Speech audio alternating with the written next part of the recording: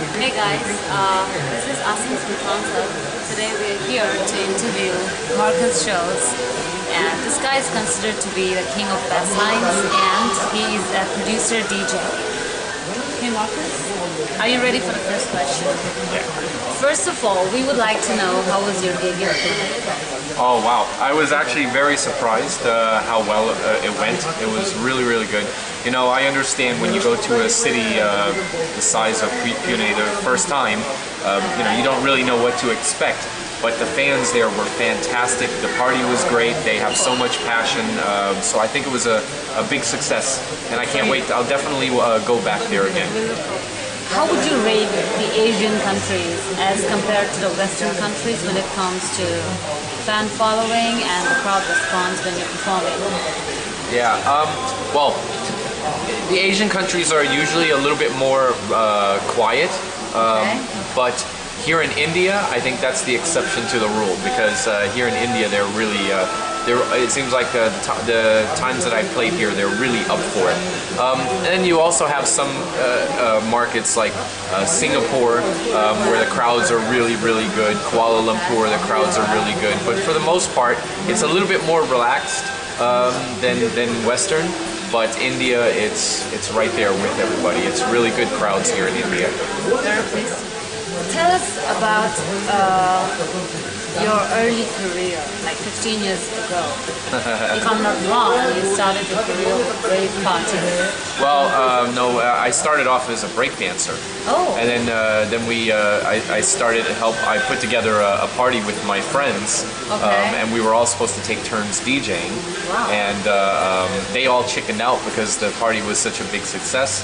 So I wound up DJing the entire time. That was actually the first time that I ever DJ'd.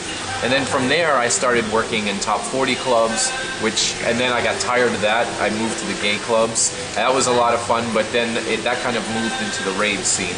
And then from the rave scene, I just kind of grew into this. So, you know, music is in my blood. I've been doing it ever since I was, you know, very, very small. Yes, so that we can see. Yeah. Do you think that the topmost DJs have now taken the responsibility to pick the fresh talents in the industry through their radio shows?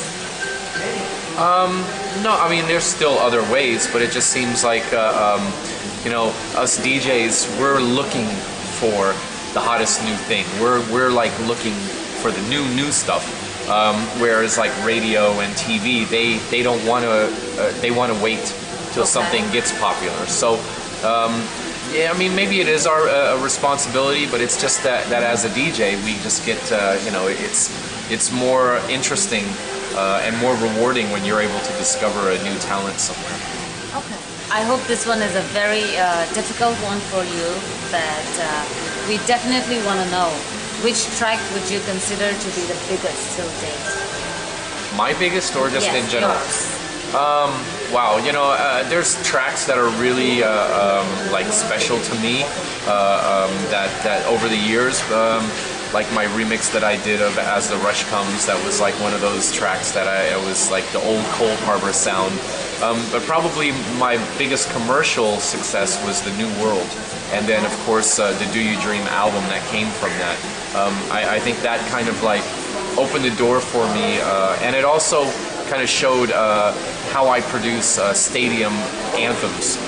Because before I was making more music, maybe a little deeper for you know, the radio shows and more for after hours type situations, and then I started getting more popular, and so I started playing in arenas filled with 20, 30, 40,000 people. So I think The New World was the first track that I made that was like, I specifically made it to be played in the arenas.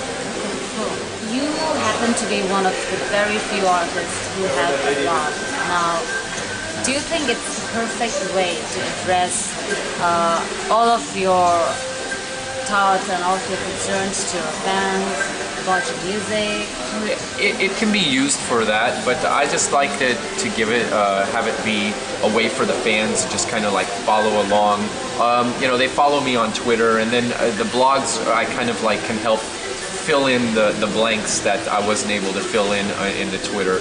But it's definitely a cool way for me to just stay connected with the fans, for them to stay connected with me, and then also, yeah, kind of get more detail as to some of the things that go on in my tours and just in the studio production and stuff like that. We have noticed that you have maintained a consistent underground style for your radio show and your gigs. How conscious is that decision when you see your counterparts playing a lot of commercial trance everywhere? No, I think it's just, you know, when I was starting off, especially starting producing, I was producing a lot of top 40 stuff or remixing top 40 stuff, and I got burnt out on it. I was ready to quit music. I hated it, you know, after a while. It was just like, so for me, it's just, that to me that's not so interesting. For me it's more interesting to kind of like invent new styles or reinvent the style or just kind of like come up with something new and different. To me that's much more interesting, and you know, I understand why they're doing it. They just want to be popular and you know, but I'm secure with my fans, and I'm secure with my style of music, and I think that I'm just going to do what I feel is in my heart. Now that being said, I just did a track with Melly Mel and Scorpio that people are kind of freaking out over, but it's like, you know what? Those are the guys that were my heroes during the breakdance days. So I don't mind doing something with a more commercial artist if it fits, if it's the right vibe. And with Melly Mel and Scorpio, they were heroes of mine, so I made sure. And yeah, exactly. I mean, I had so much fun working with them in the studio. You know, and then as we're working in the studio, one of the guys from the Sugar Hill Gang came walking in the studio as well. So it's like, you know, these guys were like, you know, when I was walking around in diapers, these guys were like, you know, the kings of the club. Really nice. So yeah, so it was really, really cool. And so, you know, I don't really have anything against commercial music, but it's not really what I want to do.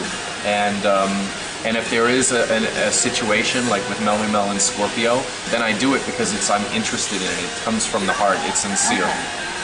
You've been supporting Lost Stories a lot, Yeah. by playing their tracks. How do you see the duo coming along?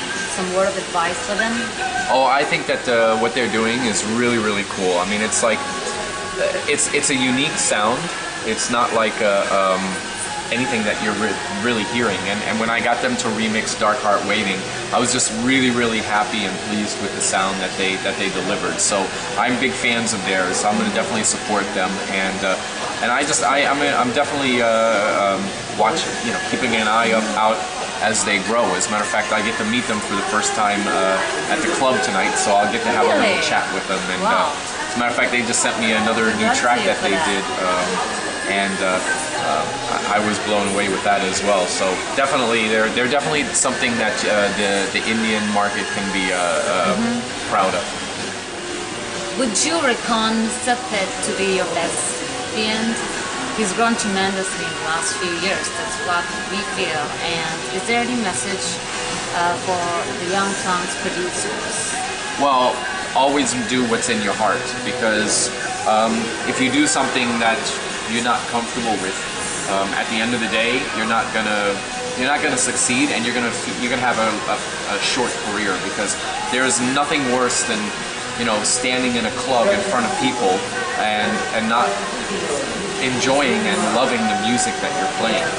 You know, like I said, when I kind of was coming up very at the very beginning days, and I was playing top 40, I literally, like, I hated it, and I didn't like it. And so, you know, not until I started playing music that I genuinely love, that I want to dance to, that I'm really into, that's when my career started changing and everything started getting better, because that's what I was supposed to be doing, you know. So what you're saying is that you follow your heart. Yeah, for sure, you have to. You have to, because if you do something, you know, if you make commercial music because you just want to be popular, then it's going to be transparent. People are going to be able to see right through it, and you're not going to be happy. You're not ever going to be ultimately happy if that's the route that you take. Sasha said India is blowing up to be a destination ready to explode for trance music. What stories have you heard from the fellow DJs? Pretty much the same thing, and I see it too. You know, it's the times that I've only been here. This is my second time here, and all the gigs that I've had here, you just see it. The passion.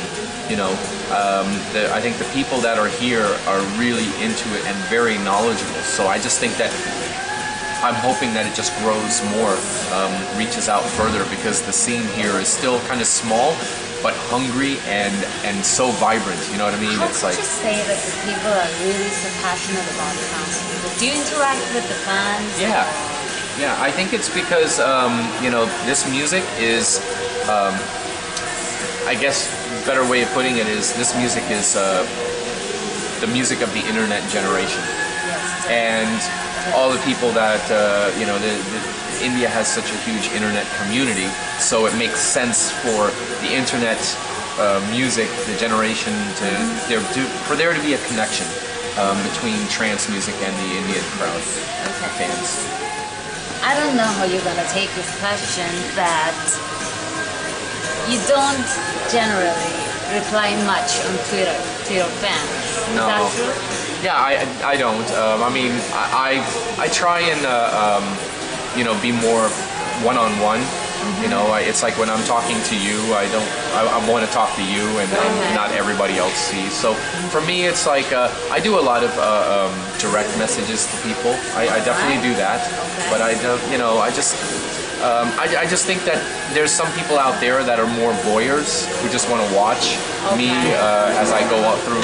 You know, want to know what it's like. And so I try not to get too much into you know, replying and stuff like that, because it's you know, there's a lot of, like I said, there's a lot of people out there just kind of just want to watch how everything happens. But that being said, I'm very active, you know, with my fans. I try as often as possible to be in the chat room when the radio show goes on at markusschulz.com. We have a chat room, so I'm active in there. I'm there a lot. You know, like I said, I answer a lot of emails and direct messages. So I definitely, I've never been accused of not being in contact with my fans. Accusing, we're just assuming. No, it's we fine. Just I have to totally clear our understand. doubts. Yeah, no, I just think that, like I said, there's a lot of people that follow along as voyeurs, and for them to just kind of get like 20, 30, you know, retweets and stuff like that, to me, kind of defeats the purpose, I think. All right. Now, we've been following your activities on Twitter a lot, and we have realized that you do have a special thing for Starbucks. Yeah. So, And there's no Starbucks here in India. yeah, but hopefully our guys should be working on it. Yeah. What do you So- say? What do you have to say about it? Well, you know what? First of all, the coffee is probably not the best coffee in the world, but to me, it's more than that. It's just the atmosphere. It's like, it doesn't matter if I'm in Moscow or Miami or anywhere else. When I go into a Starbucks, it feels kind of like comfortable.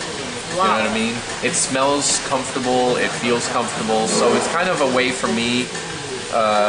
It's more of a way for me to just kind of feel like, okay, I'm in familiar surroundings, because, you know, I travel to over 150 cities a year, you know, just and That's a lot. yeah, I do between 150 and 180 gigs a year. Oh my So, God. yeah. You practically live out of the suitcase. Yeah. So for me, just the smell of Starbucks, just to go in and sit down at Starbucks, it's kind of like sitting down in your living room or something. It smells familiar, it looks familiar, it feels familiar. That's good to know. We hope that Starbucks do come to India Yeah, I very hope so soon. too. Yeah, I hope so too, for sure. Thank you very much. We really enjoyed all the answers that you gave us, and wish you all the best for the gig tonight. Well, thank you guys, and thank you guys to the fans out there here in India. They've really been really supportive, and I really appreciate it. I definitely appreciate all the love that they bring at all the gigs, so thank you guys.